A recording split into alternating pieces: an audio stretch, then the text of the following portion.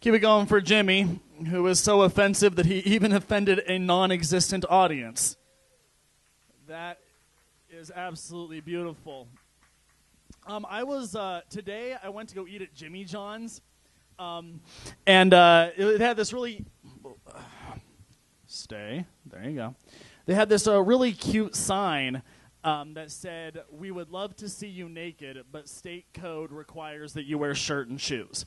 All right, it was cute, it was kind of funny. But what I loved about that sign is it didn't say anything about pants. Like, I could just walk into that place with flip-flops and a wife beater and nothing else, and I am golden. Just an observation I thought was cute.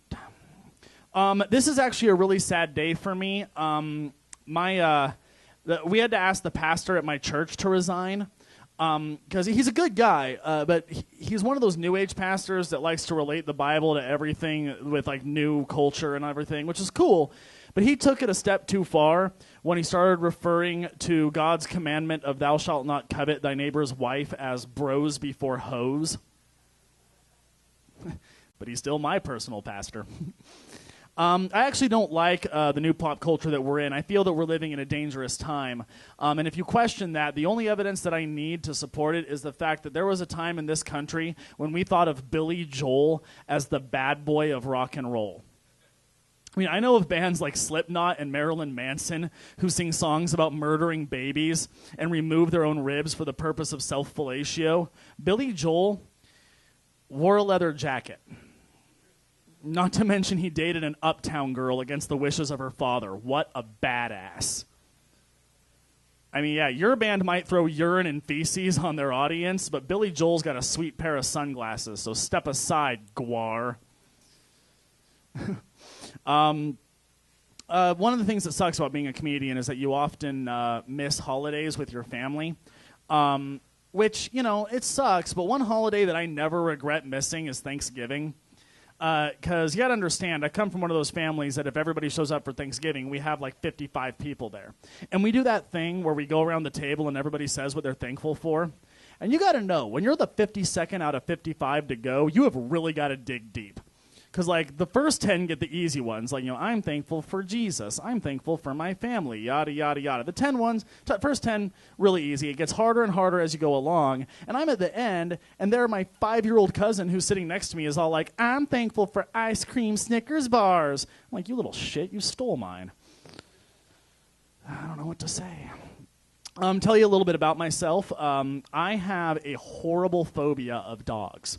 And I'm not just talking about big, scary dogs either. I'm talking like, poodles, chihuahuas. Any kind of dog terrifies the shit out of me. And it's really problematic when you look at how much of an integral part that dogs play in everyday society. And it was extremely problematic when I went on a date a couple weeks ago. And the young lady, when I went to go pick her up, she did not know this about me. And I was not only greeted by her at the door, but by her extremely friendly and enthusiastic fox terrier. Now, being the manly man that I am, I shrieked like a little girl, ran into her yard, climbed up her tree, and yelled, "Get that thing away from me!" So after she has tamed this beast and puts him somewhere where he can't hurt me, I climb down the tree, and I remember I'm on a date. I'm trying to impress this woman. And the only thing that I could think to say was, so what did you think of my squirrel impression?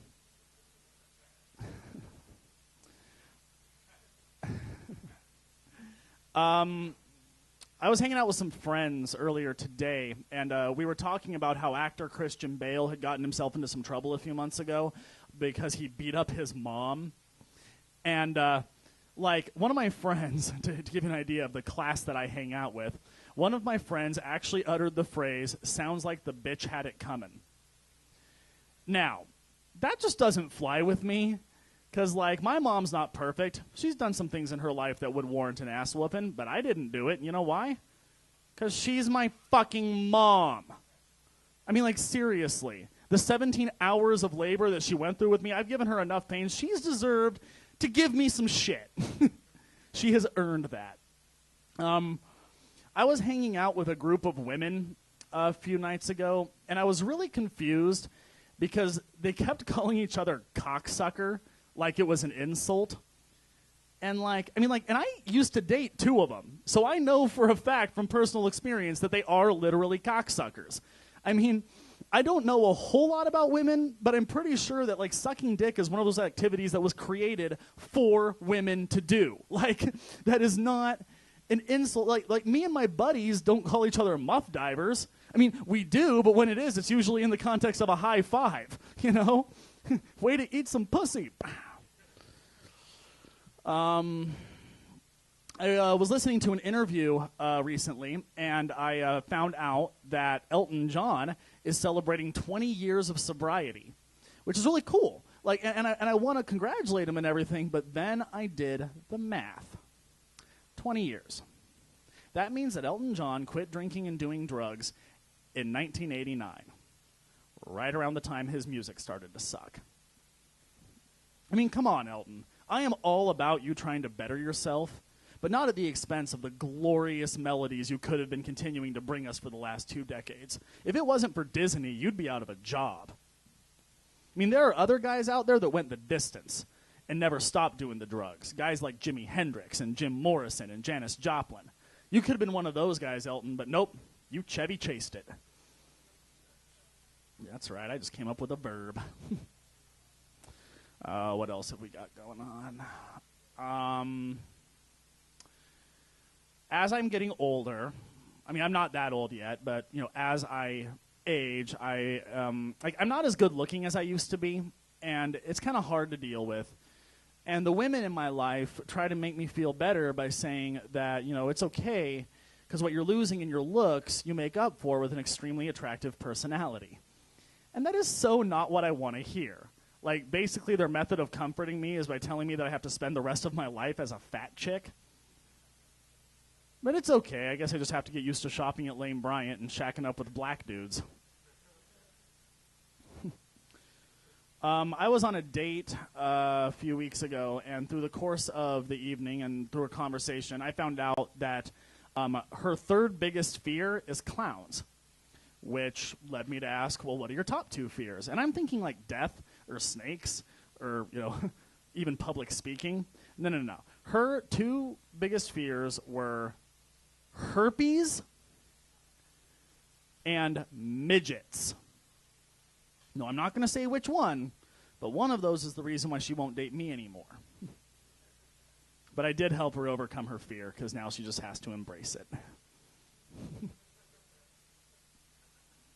Yeah, I gave her herpes. That is the that is the treatise of that joke.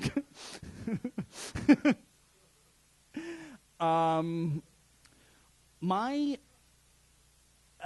girlfriend broke up with me on the same day that my divorce got finalized. That pretty much sucked. And the reason she broke up with me was that we got to the point in our relationship where we had to have that conversation about our sexual histories. And I can't remember what it was that I said, but I actually said something that motivated her response of, you might want to leave that part out when my mom asks about it. Now, I'm going to go ahead and ignore how blatantly inappropriate it would be for her mom to ask me about my sexual history, and instead, I wanted to come up with the coolest answer I could have given for when she did. And I narrowed it down to 2, so help me out. Number 1, I thought you might ask, so I brought along this PowerPoint presentation. And number 2, do you want to hear about everybody or just the women that I fucked in your family? As I mentioned, I was married at one point, and there was this one time when I was sitting on the couch watching a football game, and my ex-wife, my wife at the time, she was in the kitchen doing something, I don't remember what, but I was like, hey, honey, can you grab me a beer? And she did, but like she didn't open it, and I'm not an asshole, but I wanted to tease her a little bit, so I was like, what, you're not going to open it for me? And she gives me this dirty look, right? And she like twists off the cap, slams it down on the table, and she just says, what, you want me to suck your dick too? And my first thought was, yeah? I mean, what? Like, I've got my beer, I'm watching the game. That would pretty much complete the Triforce of awesome. But I didn't say that because I'm not an asshole. Which leads me to wonder, like, where did I go wrong there? Like, what pissed her off? What lesson was she trying to teach me with that statement?